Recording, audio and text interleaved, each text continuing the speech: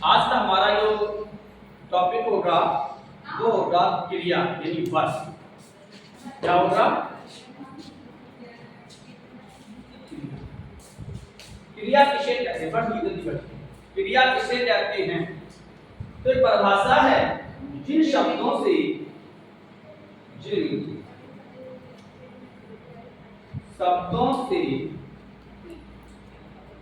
किसी कार्य का होना या करना पाया जाता है उसे क्रिया कहते हैं। यानी जिन शब्दों के द्वारा हमें ये पता चले कि कोई कार्य हो रहा है, कोई काम हो रहा है, उसे क्या कहेंगे? क्रिया। तो क्रिया की परिभाषा क्या हो गई? जिन शब्दों के द्वारा, अब वो परिभाषा दे देते हैं कि जिनसे किसी कार्य का करना या होना पाया जाए, नहीं, जिन शब्दों के द्वारा किसी कार्य का करना या होना पाया जाता है उसे हम क्रिया कहते हैं।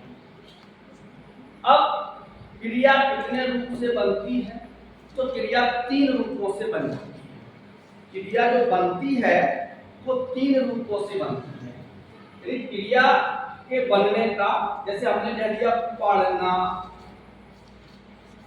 तो ये कैसे बनती है? तो क्रिया 3 प्रकार से बनती है। इन क्रिया के बनने के भी क्रिया कौन कौन से 3 प्रकार बनते हैं? तो सबसे पहले धातु से क्रिया। यह एक प्रश्न बनता है कि क्रिया के मूल रूप को क्या कहते हैं?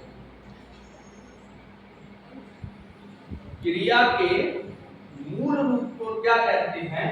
तो क्रिया के मूल रूप को हम धातु कहते हैं। क्या कहते हैं?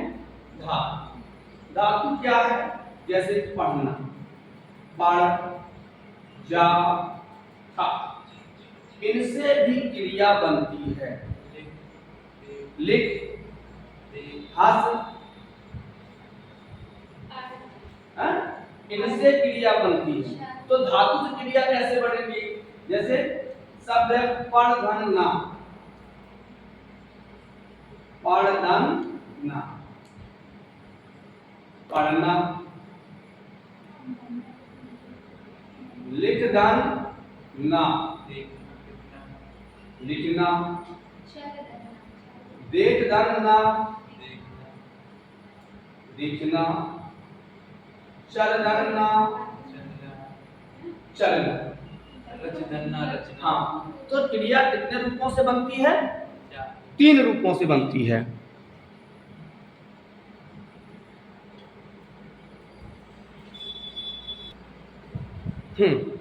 दूसरा बात, जैसे अब हंसना, हंसना, चलना, ये क्रिया होती है धातु से। तीसरी बनती है संज्ञा।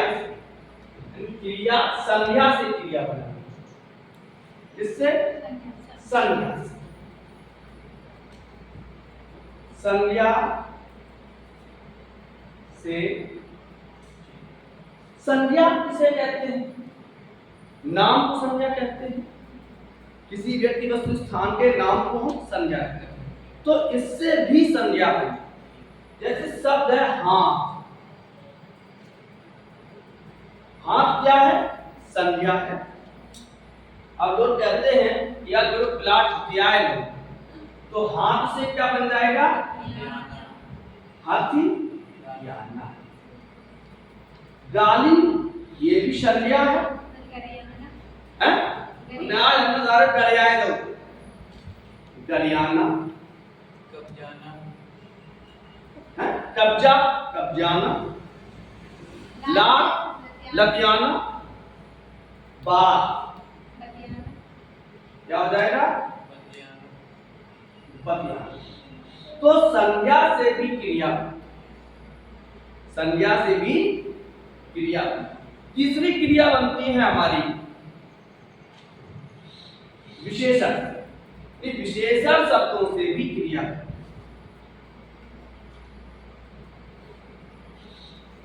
विशेषण से क्रिया। विशेषण क्या होता है? जो किसी संज्ञा शब्द की विशेषता बताए उसे हम विशेषण कहते हैं। जैसे समोसा गर्म है,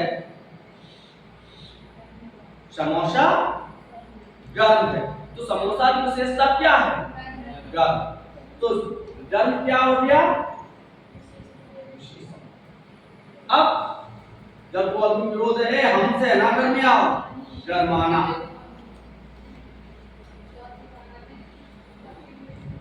गर्म से गर्माना, ठंड से ठंडाना। वह क्रोध से कांप रहा है, टपटपाना विशेषता है। मीठा मिठास, तो ठंड से ठंडाना, गर्म से गर्माना, साठ से सठियाना, ये भी क्रिया है। और ये किससे बनती है? विशेषण। तो क्रिया तीन प्रकार से बनती है, संज्ञा से, धातु से और विशेषण से। क्रिया के मूल रूप को क्या कहा जाता है? धातु। अब चलते हैं हम लोग क्रिया के भी। तो इतना समझ में आया? सुन में अम्मा प्रश्न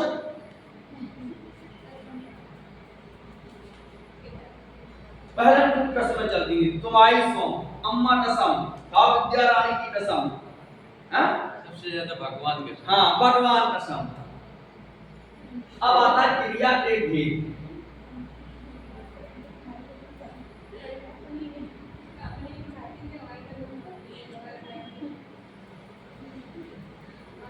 क्रिया के भेद। क्रिया के कितने भेद होते हैं? दो। एक गब्बर, कितने आदमी? सरदार दो आदमी। ये तो कहता है सोने में कितने आदमी थे? सरदार दो थे। तो हमने पूछा क्रिया के कितने भेद हैं? ये सरदार दो। कौन कौन से? रचना के आधार पे। सर आपके पास पेन है, सरदार नहीं बोल सकता। रचना के आधार। दूसरा टर्म या अर्थ के आधार। अरे ना बोलो तो मास्टर दो आदमी है, सर दो आदमी है, तार हटा दीजिए, सर बना लेने दीजिए। तो रचना के आधार पे और अर्थ के आधार, जहां कर्म की प्रधानता होगी वहां। अब रचना के आधार पर क्रिया के कितने भेद हैं? तो कहिए सर दो। कौन कौन सी? मूल क्रिया और यौगिक। मूल क्रिया किसे कहते हैं? ऐसी क्रियाएं जिनमें धातु में कुछ अलग से ना जोड़ा जाए।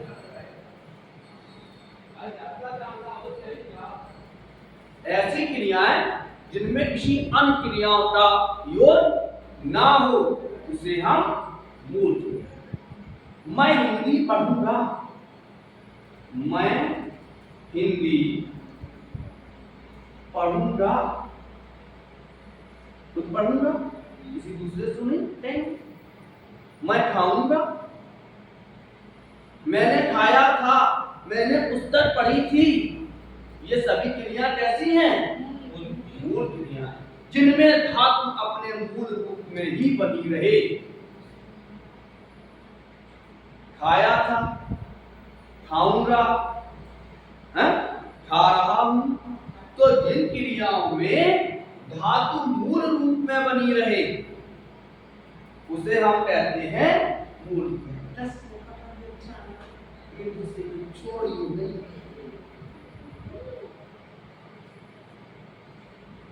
जिन पर ये छोड़ दी तो देर पूरा लड़ी चाहिए। चलो, तो अब मूल क्रिया समझ में आ गई।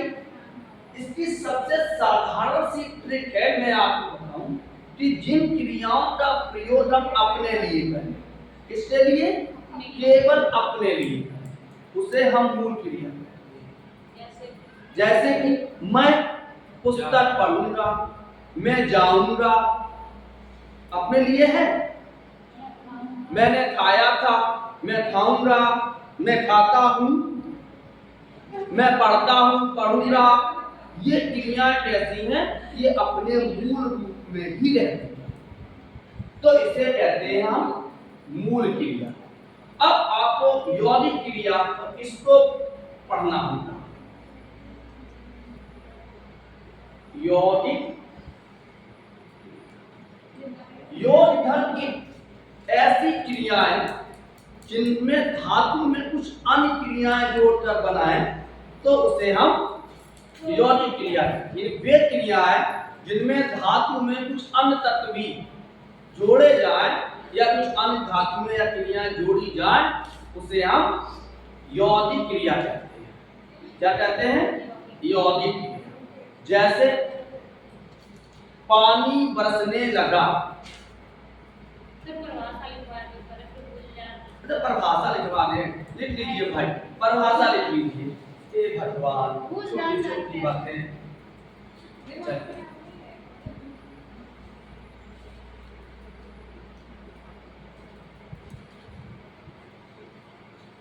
चलिए पढ़ो। सबसे पहले कौन सी? मूल क्रिया।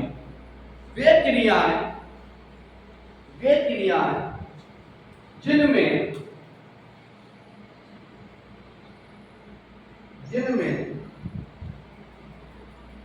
धातु अपने मूल रूप में ही रहे, जैसे खाया,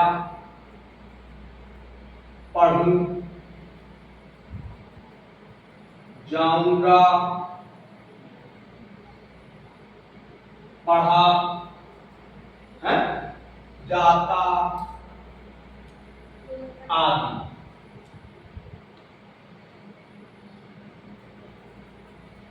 वही चीज बता रहे थे, मैं जाऊंगा, खाऊंगा, पढ़ूंगा, सोऊंगा, रोऊंगा, हंसूंगा। अब जो यौगिक क्रिया, यौगिक क्रिया क्या है? परिभाषा लिख लीजिए। वे क्रियाएं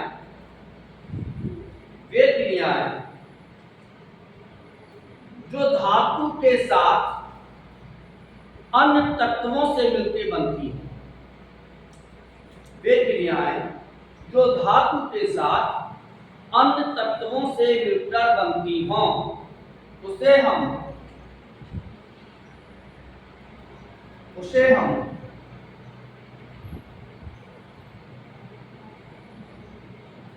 यौगिक क्रिया कहते हैं।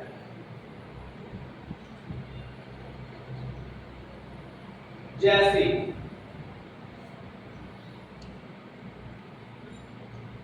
खाना, पहले समझ लीजिए 1 मिनट। खाना क्या है? मूल क्रिया है। क्या है? मूल क्रिया है।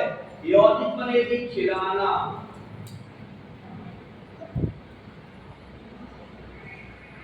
अब बताओ, ये स्वयं के लिए है, यही तो बता रहे हम, और ये दूसरों के लिए है।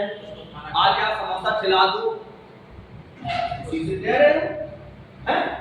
हम कहें कि आज हम हिंदी पढ़वाएंगे, क्या करेंगे? हिंदी पढ़वाएंगे। जैसे पढ़ना मूल क्रिया है, पढ़वाना या पढ़ाना, ये कैसे हो जाएंगे? पढ़ाना। किसी की प्रेरणा से पढ़ा रहे हो? नहीं, केवल पढ़ना ये अपने लिए है। ये क्रिया पढ़ाना या पढ़वाना दूसरे के लिए। भाई यौगिक क्रिया हम हिंदी पढ़वाएंगे तो पढ़ाना किताब से पढ़वा सकते हैं, तो उसे कहते हैं हम यौगिक क्रिया। वे क्रियाएं जो अन्य तत्वों से मिलकर बनती हैं, उसे हम यौगिक क्रिया कहते हैं। आगे बढ़ते हैं यौगिक क्रिया के भी। समझ में आता है?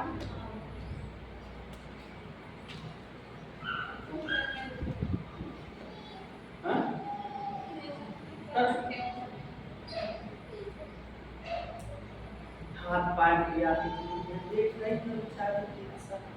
इनकी दशा और दिशा दो खड़ा है। अरे खाओ तो ऐसे खाओ, खाना पे दुश्मन के तरीके से टूट पड़ो, वो भी बेचारा टाइट दानों से पाला पड़ा। चलो यौगिक क्रिया कितने भेद होते हैं? चार। कौन कौन से चार भेद होते हैं? तो सबसे पहले होती है ऋणार्थक क्रिया, दूसरी होती है संयुक्त क्रिया, तीसरी होती है नाम घातक क्रिया और चौथी होती है अंतरणात्मक।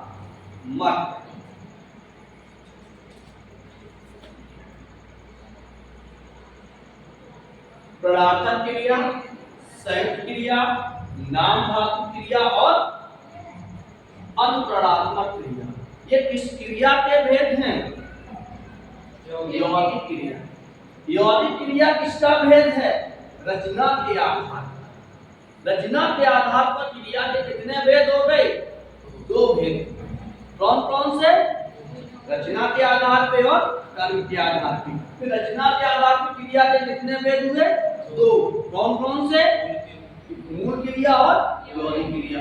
मूल क्रिया जिनके धातु में मूल रूप में रहे, जैसे पढ़ना, पढ़ना, खाना, जाना, हंसना, रोना, सोना इत्यादि। यौगिक क्रियाएं वे क्रियाएं जो धातु के साथ अन्य तत्वों से मिलकर बनती हो, उन्हें हम यौगिक क्रिया कहते हैं। यौगिक क्रिया के चार भेद हो गए। नंबर 1 ऋणार्थक क्रिया, नंबर 2 संयुक्त क्रिया, नंबर 3 नामधातु क्रिया, नंबर 4 अंतरणात्मक। अब हम लोग पढ़ेंगे ऋणार्थक क्रिया। कौन सी? ऋणार्थक क्रिया। आज ही पढ़ोगे कि कल पढ़ोगे?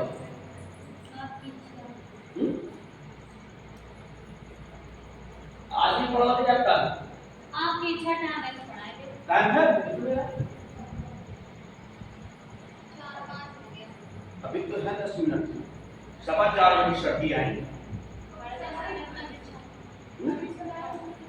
आज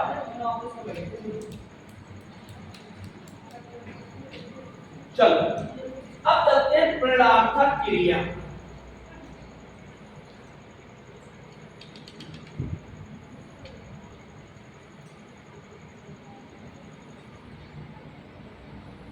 देखो एक शब्द है प्रेरणा, दान, अर्थ, दान, अर्थ। ऐसी क्रियाएं जो किसी की प्रेरणा के अर्थ से संबंधित रखती हैं, जो किसी प्रेरणा का अर्थ देती हो, जो किसी प्रेरणा का मतलब किसी दूसरे से कार्य करवाने का संबंध रखती हो, उन्हें हम प्रेरणात्मक क्रिया कहते हैं। इसकी परिभाषा है जब कर्ता स्वयं कार्य न करे, जब कर्ता स्वयं कार्य न करके किसी अन्य को कार्य करने के लिए प्रेरित करे या हो। ऐसा भी तो है किसी अन्य से, अन्य को या अन्य से, दोनों चीजें हैं, ध्यान रखना। जब कर्ता स्वयं कार्य ना करके किसी अन्य को या किसी अन्य से, को का मतलब दूसरे के लिए और से का मतलब अपने लिए, कार्य करने के लिए प्रेरित करे या हो, तो उसे हम प्रेरणात्मक क्रिया कहते हैं। एक चीज ध्यान रखना, हमारी जो परिभाषाएं हैं वो किताब की परिभाषाओं से भिन्न होगी।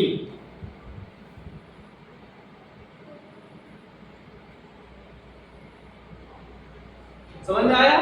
देखो कितनी सरल है प्रेरणात्मक क्रिया। रुपए गिन रहे हो, 100 10 20 30 500 तो हमें क्या करना क्या कर रहे हो, कछु नहीं भाई साहब। अब रुपए की गिनती नहीं भूल, तो अब क्या कहो, आपने भुलवाए थे हैं, आपने भुलवा दिया। तो भूल जो शब्द है वो तो मूल है, लेकिन भुलवाना या भुलाना, भुलाना भुलवाना ये भी है। अरे भाई उन्हें गीत सुना दो, अरे यार नाक कटवा दी, शब्द होता है काट। अब देखो इससे दो है, एक तो कटवाना या कटवा, समझे ना, कटवा या कटा दी। तो जो भुलाना है, कटवाना है, कटवा है, ये कैसे हैं, ये प्रणार्थक क्रिया है। कैसी है, प्रणार्थक क्रिया। जैसे पढ़ना, पढ़वाना या पढ़ाना। सुनवा दीजिए, सर एक गीत सुनवा दीजिए, तो सुनना से सुनवाना या सुनवाना। जब बालक छोटा होता है तो बुआ से क्या देती हैं भाभी, बिटिया हनवा दीजिए, नहलाना, नहाना से नहलवाना, खुद नहीं नहा दूसरे से। तो माली ने फूल तोड़वाए,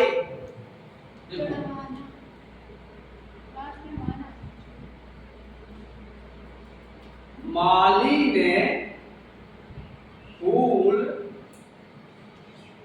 तोड़वाए, खुद नहीं तोड़े, क्या किया, तोड़वाए, किसी दूसरे से कहा भाई फूल।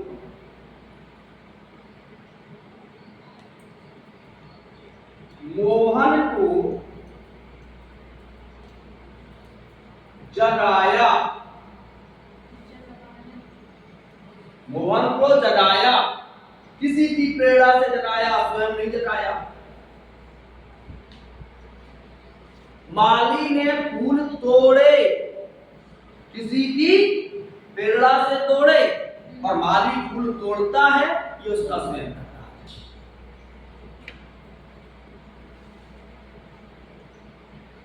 राधा पुस्तक पढ़ती है,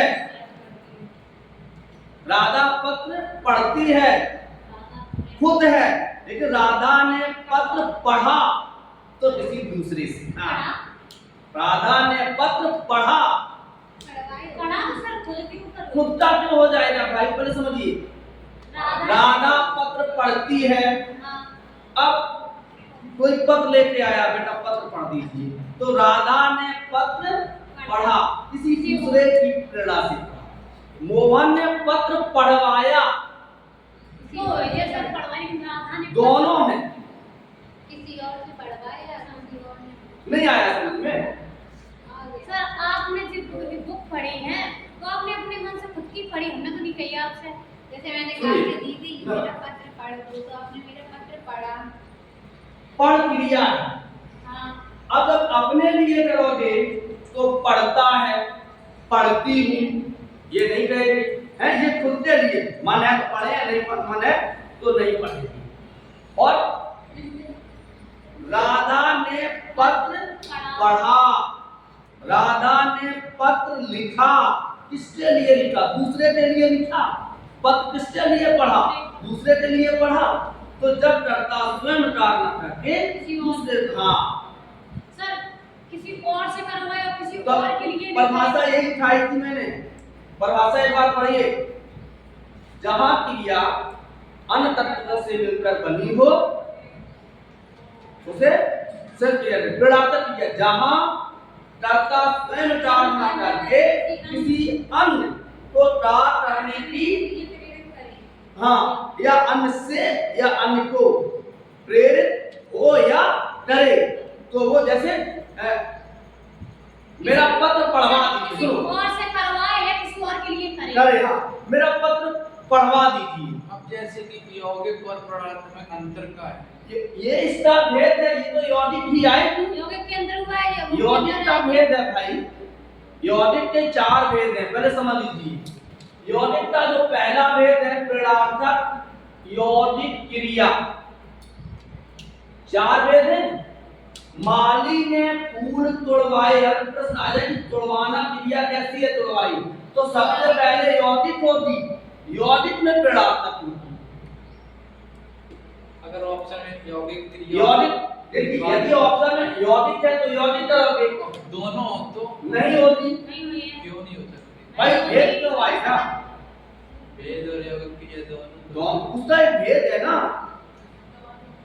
तब ऐसे आएगा कि चारों में से एक एक क्रिया रखी जाएगी, 4 भेद में से।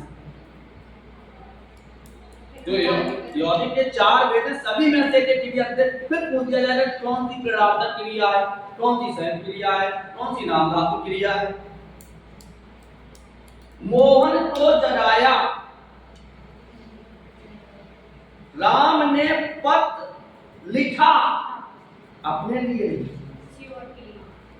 राम ने पत्र लिखवाया तो सर वो भी दूसरे के लिए अपने लिखा। लिए कैसे करें बात बताइए आप। राम ने पत्र अपने लिए आप क्रिया करोगे ही नहीं। लिखा है, राम पत्र जैसे लिखा है।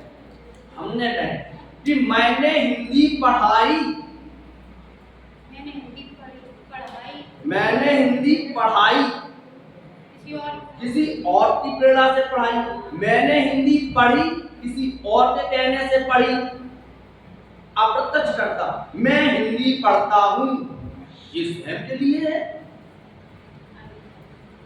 अब भाई गांव देहात में क्या होता है, इनने कही थी, तुमने सुना है, इनने कही थी, भाई दूसरे कहने, तुमने फूल काहे तोड़े, इनने कही, खुद नहीं तोड़े तुम्हें ने, लेकिन दूसरे के कहे। अच्छा लिखा गया है, लगाई गई थोड़े दिन काजे पूजा कटाई चढ़ाओ। मैं सर कह रहे हैं भगवान खुद में तो अपने पर चढ़ाएंगे का दिक्कत है। हाँ। अपने पैर छुई तो फिर गावे तो अब पढ़ क्रिया अपने लिए है, अब इसकी प्रेरणार्थक बना पढ़ा, पढ़ा लिख से क्या बनेगा, लिखा, लिखा कैसे लिखा लिखवाना है? लिखवाना, पैर छुए, छुए नीचे से अपनी इच्छा से, पैर छुलवाए या छुआए, उन्हें हम तक पांव छुआए नहीं और हमने उनके पांव छुए, दोनों प्रेरणार्थक हैं। मैं पैर छूता हूं, अब स्वयं के लिए है, अब किसके लिए है? यदि वर्तमान काल की क्रिया है, एक ट्रिक समझ लीजिए, यदि वर्तमान काल की क्रिया है तो समझ लीजिए मूल क्रिया होगी, और वर्तमान काल की क्रिया नहीं है तो समझ लीजिए प्रेरणार्थक क्रिया, चाहे वो खुद की हो चाहे सही है। प्रेरणार्थक समझ में आया कि जहां कर्ता स्वयं कार्य न करके किसी अन्य को कार्य करने की प्रेरणा दे या प्रेरणा ले, उसे क्या कहते हैं, प्रेरणार्थक। आज के लिए इतना ही, कल चलेंगे संयुक्त क्रिया, क्योंकि अब हम आपको जीके पढ़वाएंगे। कौन सी क्रिया हो गई,